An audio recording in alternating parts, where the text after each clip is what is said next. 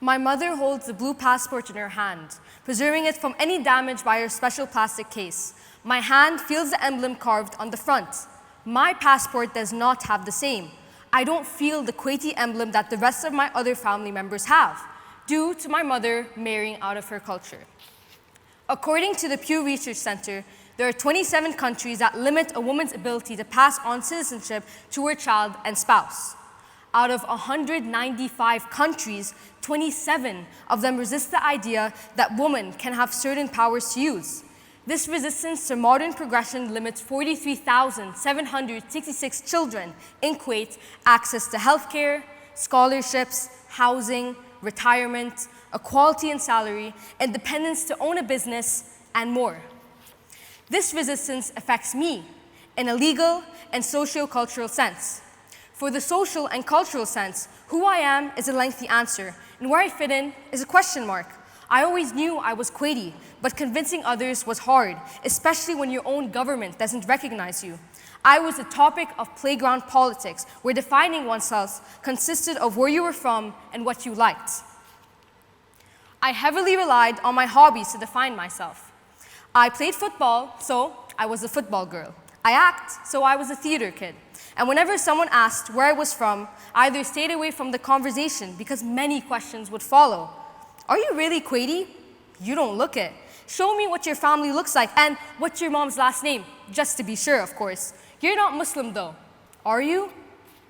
Judgment was disguised as questions, and the more questions I got, the more insecure I felt. I stopped speaking Arabic, afraid of the bullying that would prevail because of my accent. I refrained from participating in cultural events as I was seen as an outsider. I stopped identifying myself with Kuwait because if Kuwait never identified with me, then what was the point?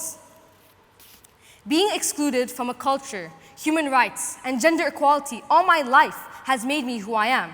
I realized from a young age that the 1959 law that restricts women's citizenship would never change. This injustice fueled my desire to learn more about my community and issues in it. Immigrant workers being discriminated against, plastic pollution on our beautiful beaches, and more. This upset me.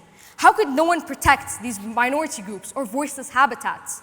Instead of waiting for change, I became it.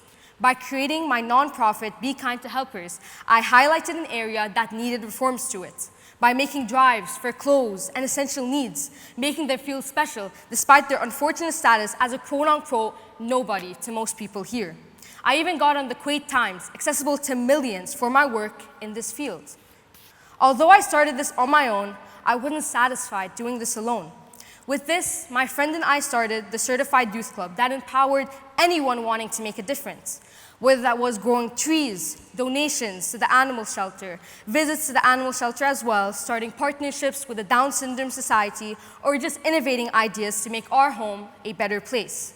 I grew 2 communities because none of the communities I was supposed to be a part of saw me. My country, my government, and most of the time, my culture, and people who do not recognize me. Yet, I make sure that this community progresses despite my differences with it. Even though I'm a statistic of 1 out of 43,766 children, I make sure that 4 million people in Kuwait have a better life with my actions. Even though I'll never be a part of this country's plan or be considered truly one of them, I smile, knowing my actions touch multiple lives from within. Who I am is who I am not, and that is what will always define me. Thank you.